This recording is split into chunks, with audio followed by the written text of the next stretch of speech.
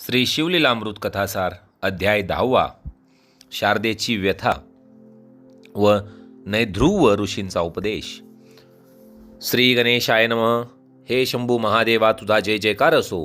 तू मदनरूप हत्तीला विदीर्ण करणारा सिंह आहेस. तू क्रोधरूपी अभ्र नष्ट करणारा प्रभंजन आहेस. तू दंभरूपी पर्वताचे चूर्ण करणारा इंद्र आहेस. तू अहंकाररूपी अंधकारासुराचे दमन करतोस. हे भालनेत्रा, तू धर्माचे वर्धन करणारा आहेस. तू आनंदरूपी कैलास पर्वतावर विहार करतोस.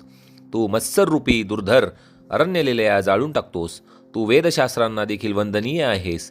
हे सुहास्यवदना, तू दक्षाचा यज्ञ उद्ध्वस्त केलास. तू आनंदाचा सागर आहेस. तू दयानिधी आहेस. तू ब्रह्मानंद आहेस. श्रोतेहो, आता आपण कथा ऐकणार आहोत. शारदेची कथा आणि नैध्रुव ऋषींचा उपदेश. नेमिषा अरण्यात महामुनी सूत शौनकादिक श्रोत्यांना अद्भुत रम्य शिवलीला कथन करीत होते. शबर दाम्पत्य आणि सिंहकेतू राजा यांना शिवभक्तीने कसा उद्धार झाला यांचा ते सांगून तो दुसरी कथा पुढे सांगू लागला. सूत म्हणाला, अनर्थ देशात देवव्रत नावाचा एक विद्वान ब्राह्मण राहत असे. तो वेदशास्त्रांमध्ये पारंगत होता.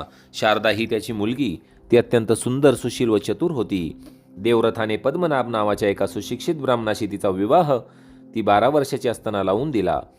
वेदसंपन्न पद्मनाभाला राजेही मान देत असत. लग्न समारंभ व्यवस्थित पार पडला. देवव्रताने मुलीला व जावयाला आग्रह करून काही दिवस आपल्याकडे ठेवून घेतले.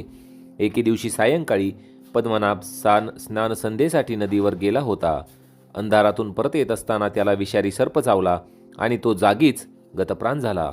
ही वार्ता कळताच लोक धावले. मातापित्यासह शारदाही तेथे धावत आली. आपल्या पतीचे निश्चेष्ट कलेवर पाहून तिला भोवळच आली. तिचे मातापिता शोक करू लागले. आज त्या कुटुंबावर दुःखाचा डोंगर कोसळला होता. नियतीने शारदेच्या सौभाग्यावर क्रूर घाला घातला होता. लोक हळहळत होते. बाया बपड्या रडत होत्या. शारदा भानावर आली. जमिनीवर गडाबडा लोळत आक्रोश करू लागली. हाय रे हाय दुर्दैव, तू कोणत्या जन्मीचा दावा साधलास? माझी हळदही उतरली नाही, तोच पतीला नेलेस. माझ्या विद्याधनाचे जहाज बुडाले. माझी शय्या ओस पडली. माझा प्राण विसावा गेला. आता मी कोणाची गुजगोष्टी करू? माझे सौख्य भांडार, माझ्या सौभाग्यनिधी त्या सर्परूपी तस्कराने पार लुटून नेला. आता जगण्याची इच्छाच उरली नाही. मी काय करू? माझ्या जीवलगाला कोठे शोधू? तिचा विलाप पाहून लोकांनाही रडू येत होते. त्यांनी शारदेचे सांत्वन केले. तिला धैर्य द्यावे म्हणून शंकरांची प्रार्थना केली. देवव्रत आणि त्याच्या पत्नीची समजूत काढली. पद्मनाभाच्या प्रेतावर अग्निसंस्कार करून मंडळी नगरात परतली. शारदा माहेरीच राहत होती. पतीच्या आठवणी काढून आता आला दिवस मोठ्या कष्टाने घालवीत होती. असे बरेच दिवस लोटले. शारदेचे मातापिता काही कामानिमित्त बाहेर गेले होते. घरामध्ये ती एकटीच होती. त्या दिवशी एक अपूर्व घटना घडली. नैध्रुव नावाचे एक वृद्ध तपस्वी ऋषी अकस्मात देवव्रताच्या घरी आले. ते अंध होते. त्यांच्या शिष्याने त्यांना हात धरून आणले. शारदेने त्यांना बसण्यासाठी आसन दिले. त्यांचे उत्तम आदरातिथ्य केले. पूजन केल्यावर आदराने नमस्कार केला. तेव्हा नैध्रुवांनी आशीर्वाद दिला, बाळ, तुझे सौभाग्य वाढो. तुला वेदवेत्ता पुत्र हो. शारदा विधवा आहे हे त्या ऋषींना कसे ठाऊक असणार? त्यांनी आशीर्वाद तर दिला, पण ते अमोघ वचन खरे कसे होणार? शारदा खेदाने हसली. असह्य शोकाने तिच्या डोळ्यात पाणी आले. मुखातून हुंदका बाहेर पडला. नैध्रुवांनी विचारले, बाळ, रडतेच कशाला? शारदा म्हणाली, ऋषीवर्य, काही दिवसांपूर्वीच माझे पती सर्पदंशाने मृत्युमुखी पडले. मग आपला आशीर्वाद खरा कसा होणार? तेव्हा नैध्रुव म्हणाले, मुली, मी बोललो ते बोललो. माझ्या वचनांना कधीही कमीपणा येणार नाही. तपश्चर्येचे सामर्थ्य फार मोठे असते. त्यायोगे सर्व गोष्टी साध्य होतात. तेवढ्यात शारदेचे मातापिता व बंधू घरी परतले. नैध्रुव ऋषींच्या दर्शनाने त्यांनाही आनंद झाला. जे घडले ते शारदेने त्यांना सांगितले. तेव्हा ते म्हणाले, वरकरणी ही गोष्ट अशक्यप्राय वाटत असली तरी तपस्वी ऋषींचा प्रभावच तितका विलक्षण असतो की त्यांनी दिलेला आशीर्वाद फलद्रूप होतोच. त्यांच्या वरप्रसादाने रंकाचा राव होतो आणि त्यांनी संतापाने शाप दिला तर त्या पाप्याचा कुळासहित नाश होतो. पुरावा त्यांचे कितीतरी दाखले आहेत. ब्रह्मशापाने नहुजा राजा सर्पयोनीत जन्मला. यादवांचे कुळ नष्ट झाले. ब्राह्मणांना क्षोम आल्यामुळे इंद्राची सर्व संपत्ती सागरात बुडाली. ब्राह्मणांच्या शापामुळे श्रीहरीला अवतार घ्यावे लागले. परीक्षित राजाला तक्षकाच्या दंशाने मृत्यू आला आणि स्त्री असूनही पंडुराजाला ब्रह्मचर्य पाळावे लागले. म्हणून ब्रह्मा, विष्णू व महेशांनाही ब्रह्मशापाचे भय वाटते. जमदग्नीला राग आला आणि त्याने स्वतःच्याच 4 पुत्रांना दग्ध केले. कपिलाच्या शापाने 60,000 सगर पुत्र जळून गेले. नारदाच्या शापाने उन्मत्त कुबेर पुत्र वृक्षरूप झाले. विप्रशापाने दंडक राजा भस्मीभूत झाला. राजाचे सरड्यात रूपांतर झाले. अधिक काय सांगावे. गौतमांच्या शापाने इंद्राच्या अंगाला सहस्र बगे पडली. गुरुशापाने चंद्राला क्षय लागला. अकस्त्याने तर क्रोधित होऊन समुद्रालाच पिऊन टाकला. मांडव्य ऋषींच्या शापाने सूर्यपुत्र यमाला दासीपुत्र विदूर म्हणून जन्म घ्यावा लागला. तपस्वी ऋषींचा प्रभाव अचिंत्य. मनात आणले तर ते पाषाणाला देव करतील, गरिबाला चक्रवर्ती सम्राट करतील. त्यांनी अभिमंत्रित अक्षता टाकल्या तर वठलेल्या वृक्षालाही पालवी फुटेल. हे ब्रह्मांड मोडतील आणि पुन्हा निर्माण करून दाखवतील. म्हणून त्यांना तिन्ही जगात श्रेष्ठ मानले जाते. ध्रुव ऋषींनी शारदाला धीर दिला व म्हणाले, मुली, तू मा महेश व्रत कर. ओम नमः शिवाय या षडशर मंत्राचा नित्य विधियुक्त जप कर. तुला दिलेले हे व्रत सफल होईपर्यंत मी येथेच राहणार आहे. मग ते ऋषीवर्य देवव्रताच्या घराच्या अंगणातच मठ बांधून राहू लागले. पुढे एका शुभ दिनी ध्रुवांनी शारदेला षडशर मंत्र दीक्षा दिली व म्हणाले, चैत्र किंवा मार्गशीर्ष महिन्यातील शुद्ध पक्षात उमा महेश्वर व्रताचरणास प्रारंभ करावा. सुमुहूर्त पाहून सोमवार, अष्टमी व चतुर्दशीस उमामहेश्वराशी पूजा करून सुरुवात करावी. हे शिवपूजन वर्षभर करावे. शिवकृपेने आपले कल्याणच होणार अशी दृढ श्रद्धा ठेवावी. नैध्रुवांच्या सांगण्यावरून शारदेने विधीपूर्वक व्रतारंभ केला. त्यासाठी दिव्य असे शिवमंदिर रचले. त्याचे चारी खांब सुशोभित केले. त्यावर शुभ्र छत घातले. भूमी शुद्ध केली. सुंदर रांगोळ्या काढल्या. 16 वर्णांची यंत्ररचना केली. त्यात अष्टदले, चतुर्दले काढली. त्या यंत्रांवर तांदूळ पसरून त्यावर घटराची स्थापना केली. उमामहेश्वराच्या स्वर्णमूर्ती स्थापन करून त्यांनी षोडशोपचारांनी पूजा केली. ब्राह्मण व सुवासिनी यांचे पूजन करून त्यांनी उत्तम पक्वानांचे भोजन दिले. त्यांना यथायोग्य सन्मान केला. पुराण श्रवण केले. कीर्तन ऐकले. जागरण केले. अशा प्रकारे गुरुवचनांवर पूर्ण निष्ठा ठेवून ती यथाविधी व्रताचरण करू लागली. शंकरांचे ध्यान. सूत पुढे म्हणाले, श्रोते हो, शंकराची देहकांती कुंदपुष्प, चंद्र, कापूर आणि दुधांचा फेस यांसारखी धवल आहे. त्यांचे शरीर रजतासारखे शुभ्र आहे. ते ज्योतीसारखे तेजस्वी दिसते. ती कोटी सूर्यांची एकत्रित प्रभे समान दैदिप्यमान. तो जगाच्या आनंदाचा गाभाच आहे. जणू तो गुणातीत आहे. शुभ्र आभरणांनी भूषित आहे. शुभ्र अशा कैलास पर्वताच्या सहस्र योजनेचे विस्तीर्ण असा स्तंभाविरहित अतिभव्य मंडप आहे. त्यांच्या प्रकाशाने दशदिशा उजळल्या आहेत. त्यात विविध रत्नांची सुशोभित असे दिव्य सिंहासन आहे. त्यावर आसन म्हणून गजचर्म ठेवले आहे. तेथे ब्रह्मानंदाचे सगुण साकार स्वरूप असा शिवशंकर नित्य विराजमान आहे. त्यांच्या समोर ऐरावतापेक्षाही विशाल आणि शुभ्र वर्णांचा नंदी बसलेला आहे. भवानीचे ध्यान. सूत म्हणाले, श्रोते हो, माता पार्वतीच्या सगुण साकार स्वरूपाबद्दल काय सांगावे. त्रिभुवनजननी नितांत सुंदर, सडपातळ व कोमलांगी आहे. शंकराच्या वामांगी विराजमान असलेल्या या जगदंबा भगवतीच्या हातात अनुक्रमे गदा, पाश, अंकुश व कमळ आहे. तिच्या गळात कल्पतरूंच्या सुमनांच्या माळा व मल्लिका आहेत. तिने हत्तीच्या गंडस्थळातील मौतिकांची कर्णभूषणे धारण केली आहेत. तिची वेणी भुजंगासारखी आहे. ती कमलमुखी आहे. तिचे नयन आकर्ण आहेत. तिची कर्णभूषणे इतकी तेजस्वी आहेत की सूर्यचंद्राचे तेज एकवटून बनवली असावीत असेच वाटते. तिच्या श्यामवर्ण अंगकांतीच्या तेजस्वी प्रभेमुळे तिच्या गळ्यात धारण केलेले मोत्यांचे हार हे इंद्रनील मण्यांचे बनविले आहेत असेच वाटते. तिच्या गळ्यातील मोहनमाळ ही जणू ब्रह्मांडाची मणी होऊनच तयार केली आहे. जीव आणि शिव हेच तिचे स्तन. तिने सावरून धरलेले हे 2 पक्षीच आहेत. जणू अभय सौभाग्याचे प्रतीक म्हणून तिने आपल्या हातात वज्रचूडे धारण केले आहे. तिच्या 10 बोटात 10 मुद्रिका आहेत. अशा प्रकारे शारदेने वर्षभर व्रताचरण केले. नैध्रुवांनी तिच्याकडून यथाविधी उद्यापन करविले. त्यावेळी तिने 1100 दाम्पत्यांची पूजा केली. त्यांना भोजन, वस्त्रलंकार व द्रव्य दक्षिणा देऊन संतुष्ट केले. सायंकाळी जप, ध्यान व कीर्तन केले. मध्यरात्रीच्या समयात शारदा नैध्रुवांच्या जवळ बसून उमामहेश्वरांचे चिंतन करीत होती. तोच साक्षात माता भवानी तेथे प्रकट झाली. सर्वत्र विलक्षण तेज पसरले. मातेच्या कृपाप्रसादाने नैध्रुवांना दृष्टी आली. देवीच्या दर्शनाने नैध्रुव आणि शारदा यांना परमानंद झाला. दोघांनी तिला वंदन केले. अत्यंत प्रेमपूर्वक तिचे स्तवन केले. म्हणाले, हे भवानी जगदंबे, तुझा जय जयकार असो. तू जगाच्या उत्पत्तीला कारण असणारी मूळ प्रकृती आहेस. तू ओंकार स्वरूपी आणि स्वयंभू आहेस. तू ब्रह्मानंद देणारी आहेस. सर्वांचा आरंभ आहेस. चैतन्य रूपाने विलास करणारी माया आहेस. तू हिमालयाची कन्या आहेस. तू सौभाग्याची सरिता आहेस. हे हेरंब जननी, तू भक्तांच्या हृदयरूपी कमळात रमणारी भ्रमरी आहेस. चैतन्याची खनिज अशी तू वेदपुराणानेही वंदनीय आहेस. तुझा प्रभाव अचिंत्य आहे. तुझे लीला कर्तृत्व अगाध आहे. तू भक्तांचे पालन करतेस.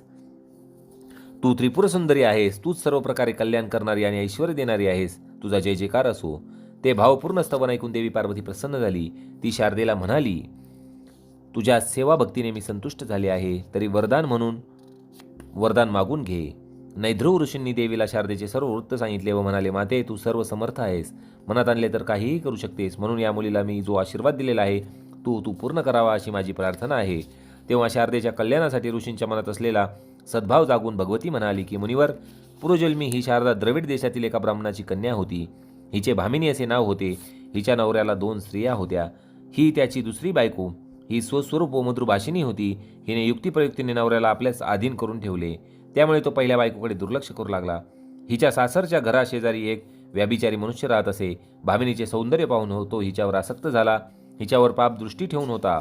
एके दिवशी त्याने संधी साधली. आसपास कोणी नाही पाहून त्याने हिच्यावर अतिप्रसंग करण्याचा प्रयत्न केला, पण हिने दाद लागू दिली नाही. त्याला झिडकारले, कठोर शब्दात त्याची निंदा करून त्याला घालवून दिले, पण हिच्यासाठी तो झुरतच राहिला आणि अंती हिचा ध्यास घेऊनच मरण पावला. हिच्यामुळे सौतीला पतीचे प्रेम व सौख्य लाभले नाही, म्हणून तिनेही हिला तू विधवा होशील असा शाप दिला. हिने दिलेल्या दुःखामुळे ती मरण पावली. कालांतराने हिलाही मरण आले. ती भामिनीच शारदा म्हणून जन्मली. जारालाही पुरुषाचा जन्म मिळावा, तोच पद्मनाथ. ह्याने हिच्याशी लग्न केले. पूर्वजन्मी परस्त्रीवर डोळा ठेवला व कुकर्मांमुळे त्याचा सर्पदंशाने मृत्यू झाला. शारदेला वैवध्य आले. पूर्वजन्मी तिच्या सौतीने दिलेला शाप या जन्मी खरा ठरला. कर्मांची गती खूप गहन आहे. प्रत्येकाला त्याच्या बऱ्या वाईट कृतकर्मांचे फळ भोगावेच लागते. असो, पूर्वजन्मातील भामिनीचा जो पती होता त्यालाही आता ब्राह्मणाचा जन्म मिळालेला आहे. तो येथून 360 योजने दूर द्रविड देशात आहे. आजही त्याला भामिनीचे स्मरण आहे. हिचे स्वरूप आठवून तो तळमळत आहे. तो रोज हिच्या स्वप्नात येईल, हिला प्रेमाने अंगसंग देईल आणि त्यामुळे हिला गर्भधारणा होईल. ही एका पुत्रास जन्म देईल. त्याचे नाव शारदा नंदन ठेवावे. तो सर्वत्र प्रख्यात होईल. स्वप्नामध्ये एकमेकांचा सहवास लाभल्यामुळे शारदेला आणि तिच्या ब्राह्मणाला सुख लाभेल. बोलणे पूर्ण होताच भवानी अंतर्धान पावली. भगवतीच्या आशीर्वादाने शारदेला पुढे स्वप्नात तसाच अनुभव येऊ लागला. द्रविड देशातील तिचा पती तिला स्वप्नामध्ये भोगदान देऊ लागला. त्या संबंधातून शारदेला दिवस गेले. ही गोष्ट समाजाला कशी पचणार, ते निंदा करू लागले. शारदेचे सासू सासरे, दीर, आप्त सोयरे देवरथाच्या घरी येऊन थडकले. ते सर्वजण शारदेला दोषिणी देऊ लागले. तिला देवीचे दर्शन झाले हे सांगण्याचा सर्व प्रयत्न केला, पण सर्व व्यर्थ. स्वप्नात ब्राह्मणाचा सहवास लाभून गर्भधारणा झाली या कथांवर कोणाचा विश्वास बसेना. लोक तिच्यावर व्याभिचाराचा आरोप करू लागले. तिने नाक व कान कापून तिची गाडावरून धिंड काढण्याची भाषा करू लागले. तोच आकाशवाणी झाली, शारदेला दोष देऊ नका, म्हणजे तेच सत्य आहे. ती म्हणते तेच सत्य आहे, पण संतापलेल्या लोकांना ती आकाशवाणी कपटाचा खेळ वाटला. त्यात एक पुण्यवान आणि विवेक वृद्ध मनुष्य होता. शारदेची बाजू घेऊन तो लोकांना म्हणाला, बाबांनो थांबा, आता यात तीतपणा करू नका. ईश्वरी मायेचे कर्तृत्व अचिंत्य आणि अगाध आहे. कोणालाही तिचा थांग लागत नाही. ती कोणतीही अघटित लीला घडवू शकते. तिने खांबाशिवाय आकाश तोलून धरले आहे. शिवाय चंद्र, ग्रह, नक्षत्रे यांना कोणाचा आधार आहे? सर्व देहांमध्ये एकच परमेश्वर व्याप्त आहे. मग तो शोधूनही का सापडत नाही? पंचमहाभूतांचे परस्पर वैर सर्वश्रुत आहे. मग तीच शरीरात परस्परांशी एकरूप होऊन एकीने कसे कार्य करते? गर्भातील बाळ कसे मोठे होते? त्याच्यात चेतना कुठून येते? त्याला हातपाय अवयव कसे प्राप्त होतात? हेच तर ईश्वरी सत्तेचे गाद सामर्थ्य आहे. तो जगन्नाथ काय करू शकत नाही ते विचारा. पूर्वी युपकेतू राजाने वीर्य जलात पडले होते. ते जल एका वेश्येने प्राशन केल्यामुळे तिला गर्भधारणा होऊन तिला एका उत्तम आणि गुणवान पुत्राला जन्म दिला. विभांडकाचा वीर्यांश जलात पडला. तो प्राशन केल्यामुळे हरिणी गर्भवती झाली. महिषीच्या गर्भातून महिषासूर दैत्याचा जन्म झाला. कित्येक तपस्वी ऋषी एवढे करुणावंत असतात की स्त्रियांना त्यांचे संकल्पनानेच गर्भ राहते. रोहिणीच्या पोटी बलरामाचा जन्म कसा झाला? यादव कुळातील सांबाच्या पोटी मुसळ कोणी जन्माला घातले? मग शारदेच्या सत्यवचनांवर तुम्ही का विश्वास ठेवत नाहीत? तो वृद्ध तळमळून सांगत होता. काही जाणते लोक त्याच्याशी सहमत होते, पण दुर्जनांचे काय ते तर ऐकायला तयार नव्हते. शारदेची निंदा करून तिला अपमानित करत होते. तोच पुन्हा आकाशवाणी झाली, मूर्खांनो ऐका आता. जो शारदेची निंदा करेल, तिला पापिनी या व्याभिचारिणी म्हणेल, त्याची जीभ चिरली जाऊन तीत किडे पडतील. तेव्हा सज्जनांनी शारदेची बाजू घेऊन हे खरे आहे, शारदा निष्पाप आहे. जो कोणी त्रास देईल त्यांना त्यांच्या दुष्कर्माची फळे भोगावीच लागतील असे स्पष्टपणे सांगितले. पण दुर्जनांनी ऐकले नाही. ते म्हणाले, तुम्ही आपल्या डोळ्यांवर झापडे ओढून घेतली आहेत. ही कसली आकाशवाणी? शारदेचे पाप झाकण्यासाठी हिच्या घरच्यांनीचे सर्व कपट नाट्य रचले आहे. ते असे म्हणताच उपस्थितांच्या आकाशवाणीने तत्काळ प्रचिती झाली. त्या निंदकांच्या जिव्यात चिरल्या जाऊन त्यातून किडे पडू लागले. लोकांच्या आश्चर्याला पारावार उरला नाही. शारदेला वंदन करून म्हणाले, माते तू जानकी आणि रेणुकेसारखी साध्वी आहेस, पवित्र आहेस. लोकनिंदा थांबली. 9 वास पूर्ण होताच शारदेने एका पुत्राला जन्म दिला. लोक त्याला शारदा नंदन म्हणू लागले. वद्य पक्षातील चंद्राप्रमाणे तो दिसामासाने वाढू लागला. 8व्या वर्षी उपनयन झाल्यावर तो वेदाध्ययन करू लागला. त्याने 4 वेद व 6 शास्त्रे यांचा सखोल अभ्यास केला. पुराणे मुखोद्गत केली. त्याला विद्वानामध्ये प्रतिष्ठा प्राप्त झाली. त्याने आपल्या निर्मळ प्रेम भक्तीने शंकराला प्रसन्न करून घेतले. तो शिवभक्तच होता. एका शिवरात्रीची पर्वणी साधण्यासाठी शारदा आपल्या पुत्रासमवेत गोकर्ण क्षेत्री गेली होती. तेथे द्रविड देशातील तो ब्राह्मणही आला होता. हाच शारदेचा पूर्वजन्मीचा पती होता. हाच शारदेला स्वप्नात तो भेटत असे. एकमेकांना पाहून दोघांनाही मोठे आश्चर्य वाटले. अंतरीची खून पटली. आनंद झाला. शारदेला देवीने पूर्वी सांगितलेले वचन आठवले. ती म्हणाली होती, मुली, गोकर्ण क्षेत्री तुझी व तुझ्या पतीची गाठभेट होईल तेव्हा उमा महेश व्रताचे अर्धे पुण्य तू त्याला दे. त्याचा पुत्र त्याच्या स्वाधीन कर. त्याच्या सानिध्यात 4 महिने राहून त्याची सेवा कर. व्रतस्थ राहा. समागम करू नकोस, म्हणजे तू शिवलोकी जाशील. त्याप्रमाणे शिवरात्रीची यात्रा झाल्यावर शारदेने पतीला वंदन केले. उमामहेश्वराच्या व्रताचे अर्धे पुण्य त्याला संकल्पपूर्वक प्रदान केले. पुत्राला त्याच्याकडे सोपवून त्याचा प्रतिपाळ करण्यास सांगितले. मग तीही त्याच्याबरोबर द्रविड देशात गेली. व्रतस्थ राहिली. तिचा पुत्र शारदानंदन हा दोघांची शिवपार्वती म्हणूनच समजूनच सेवा करीत असे. महापंडित, सेवाभावी, कीर्तिवान आणि मातृपितृभक्त असा पुत्र लाभणे म्हणजे भूलोकीचे सर्वात मोठे भाग्य. शिव आणि भवानी यांच्या कृपाप्रसादामुळे शारदेला हे महाभाग्य प्राप्त झाले.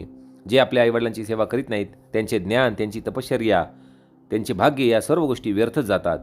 जो पत्नीच्या सगळ्या सोयऱ्यांना आपल्या घरी मानापानाने बोलवतो, त्यांना नको हवे ते पाहतो, पण आपल्या जन्मदात्याला विचारत नाही, त्यांना दुःख देतो, कष्ट देतो, अन्नपाणीही देत नाही, त्यांना अपमान करून बाहेर घालवितो, त्यांना जिव्हारी लागेल असं बोलतो, तो नराधमच. त्याचा चुका तो षटशास्त्री असला तरी चांडाळा होऊन अपवित्र होय. त्याचे तोंडही पाहू नये असा त्याचा स्पर्श म्हणजे विटाळ. त्याचा चुकून स्पर्श झाला तरी सच्चैल स्नान करावे. अशा कृतज्ञ आणि महादोषी मनुष्याला यम भयंकर नरक यातना देतो. असो, शारदेचा पतीही महातपस्वी आणि योगी होता. काही वर्षांनी तो निधन पावला. त्यावेळी शारदेनेही सहगमन केले. त्या दोघांना शिवलोकी स्थान मिळाले. श्रीधर कवी म्हणतो, श्रोते हो, शिवलीलामृत हे एक सुरस आणि दिव्य रसायन आहे. भवरोगाने ग्रस्त झालेल्या कोणीही याचे सेवन करावे. त्याला आरोग्यासह शिवपदही प्राप्त होईल. ज्यांची पूर्वपुण्याई थोर आहे त्यांनाच याची गोडी कळते, पण ज्यांचे मरण जवळ आले आहे त्यांना हे आवडत नाही. भाविकजन हो, श्री गुरु ब्रह्मानंदाचा कृपाप्रसाद लाभलेला हा श्रीधर तुम्हाला हात जोडूनच एवढी विनंती करतो की शिवचरित्र हे साक्षात अमृत आहे. तुम्ही देवांनी हे आदराने सेवन करा. पुढील अध्यायातील कथा खूपच सुरस आहे. तिच्या श्रवण पठणाने श्रोता आणि वक्ता पावन होईल. स्वतः शिवपार्वती त्याचे रक्षण करतील. स्कंद पुराणातील ब्रह्मोत्तर खंडात असलेला शिवलीलामृत या महान ग्रंथाचा हा 10वा अध्याय अतिशय गोड आहे.